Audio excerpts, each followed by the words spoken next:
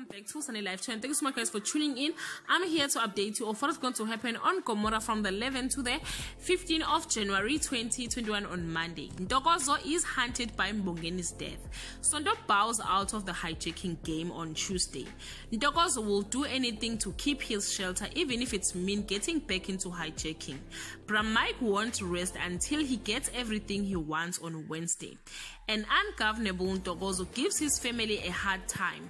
Sondo, daydreaming of Bramike's offer, turned to her accepting the offer. Sondo is ready to whisk into a sudden sunset by Bramike. Tati is stunned while Pretty is pleased and surprised that Sondo left the tavern to her. On Thursday, Ntokozo's behavior gets out of hand.